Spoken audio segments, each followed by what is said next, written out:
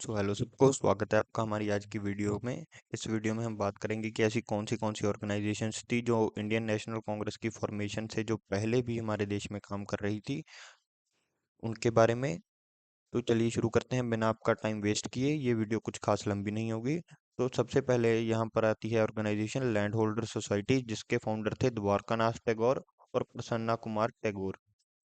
इनका जो main objective था इनका मेन ऑब्जेक्टिव था यानी कि ये जो है जमींदारों के जो हक हैं उनको प्रोटेक्ट करना चाहते थे। ब्रिटिश रेवेन्यू पॉलिसीज थे, यानी कि इनका मेन कारण तो यही था ये इसकी फॉर्मेशन का। यानी कि जो ब्रिटिश थे, यानी कि जो अंग्रेज थे, वो हमारे देश के जमींदारों पर बहुत ही ज्यादा जो है वो टैक्स लगाते थे, जिसके कारण वो कुछ खास कमा नहीं पाते थे। यही है जो मैं आपको सिंपल भाषा में बता दूं। इसके अगर हम इनके एक्शंस की बात करें तो इन्होंने विरोध किया हाई टैक्सेस का जो अंग्रेज लेते थे, और इन्होंने पटिशन्स भेजी ब्रिटिश अथॉरिटीज को कि उनको जो है लीगल प्रोटेक्शन चाहिए लैंडलॉर्ड्स को। और फिर आती है ब्रिटिश इंडिया एसोसिएशन, जिसके फाउंडर थे देवेंद्र नाथ टैगोर और राधाकांत देव। और ये भी जो है ये इंडियन लैंडलॉर्ड्स और इंडियन एलिट्स को भी रिप्रेजेंट करते थे।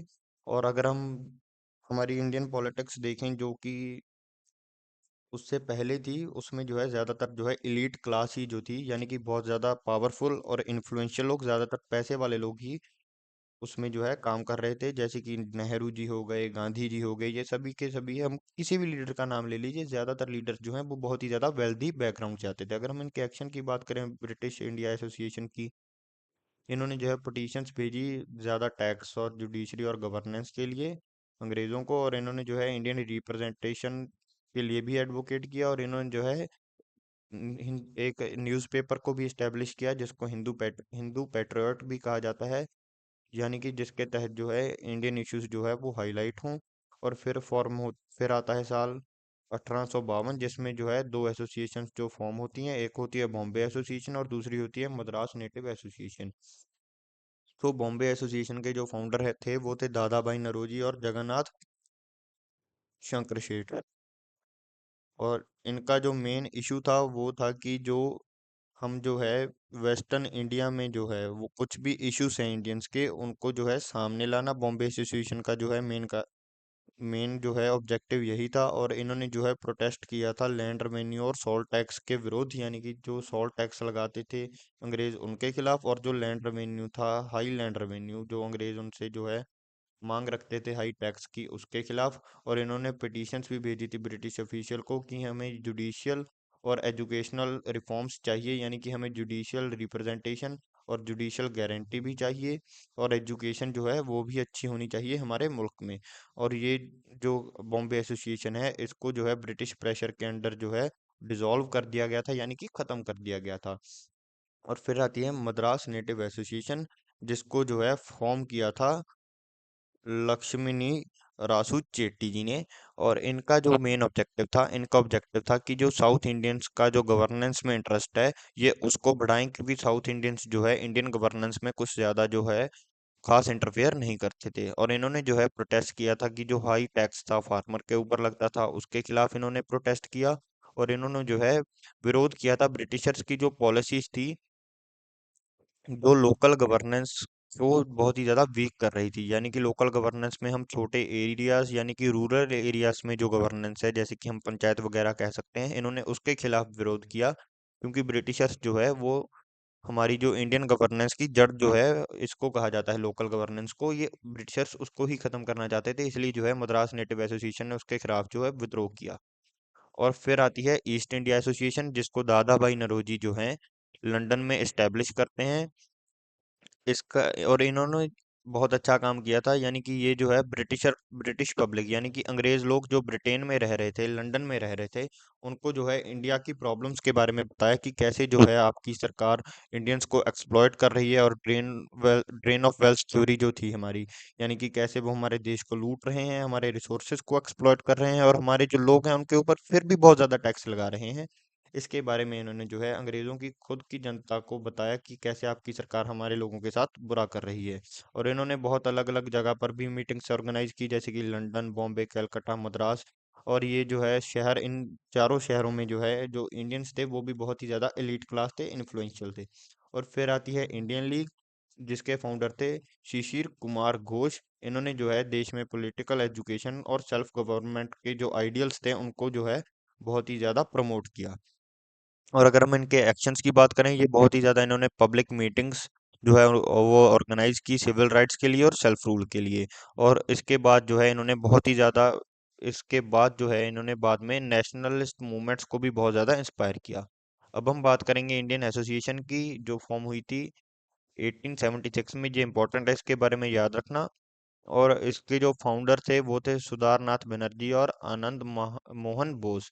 ये जो है ये रेशियल डिस्क्रिमिनेशन, यानी कि जो हमारा के नस्लवाद तौर पे जो है भेदभाव होता है, इन्होंने उसके खिलाफ ये लड़े। और इन्होंने जो है नेशनलिज्म को भी प्रमोट किया।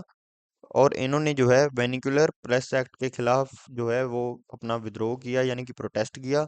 अगर मैं आपको दोनों एक्ट के बारे में बताऊंगा जिनके बारे में इन्होंने जो है विद्रोह किया था, और इसकी एज भी बताऊंगा। थोड़ा जो है पेशेंस रखें। जो वेनिकुलर प्रेस एक्ट था, इस एक्ट में जो है अंग्रेजों ने ये कहना था कि जो हमारी इस समय जो कुछ प्रेस बन चुकी थी, उनको जो है अंग्रेज इनके ऊपर ओवरलुक रखना चाहते थे, यानी कि उनके ऊपर अपनी इन्फ्लुएंस रखने चाहते थे कि ये लोग जो हैं आम लोग, वो वही देखे जो हम उनको दिखाना चाहते हैं, यानी कि ये सच, यानी कि लोगों तक सच ना पहुंचे। इसलिए ये जो है ये एक्ट लाए, अंग्रेज ये एक्ट लाए थे, यानी कि जो प्रेस है वो हमारे थ्रू रेगुलेटेड होगी।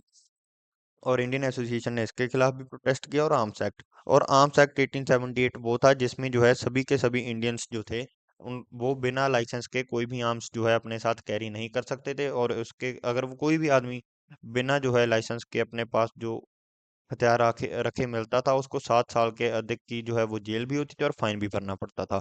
और इन्होंने जो है एज लिमिट जो है इंडियन सिविल सर्विस एग्जाम के लिए कम कर दी थी। पहले 21 साल की उम्र से ज़्यादा कोई भी जो है इंडियन सिविल सर्विस का एग्ज़ाम नहीं दे सकता था, और फिर इन्होंने एज जो है कम करके 19 साल कर दी थी। अब देखिए 19 साल की उम्र में जो है इंडियन सिविल सर्विस का उस समय भी एग्ज़ाम क्रैक करना बहुत ही ज़्यादा मुश्किल था। इसलिए जो है इंडियन एसोसिएशन ने इसके खिलाफ प्रोटेस्ट किया। और इन्होंने जो है ऑल इंडिया प्रोटेस्ट को ऑर्गेनाइज किया, यानी कि नेशनल लेवल पे बहुत बड़े बड़े प्रोटेस्ट को ऑर्गेनाइज किया ब्रिटिश पॉलिटिसीज के खिलाफ। इसलिए ये जो है इंपॉर्टेंट है, ये एग्जाम में आ सकता है, इसके लिए इसको नोट रखिए। फिर आती है मद्रास महाजन सभा। और इनका जो मेन काम था, यानी कि इनका मेन काम था जो साउथ इंडियंस हैं उनको इकट्ठा करना ब्रिटिश रूल के खिलाफ। क्योंकि साउथ इंडिया में हम कह सकते हैं कुछ भी खास जो है वो लोग इंटरेस्ट नहीं ले रहे थे, ना ही वो इंडियन पॉलिटिक्स में इंटरेस्ट ले रहे थे, ना ही वो ब्रिटिश रूल के खिलाफ कुछ भी करने में कुछ खास इंटरेस्ट ले रहे थे। और इन्होंने जो है ब्रिटिशर्स को पिटीशंस भेजी कि उनको सिविल लिबर्टीज जो है वो मिलनी चाहिए।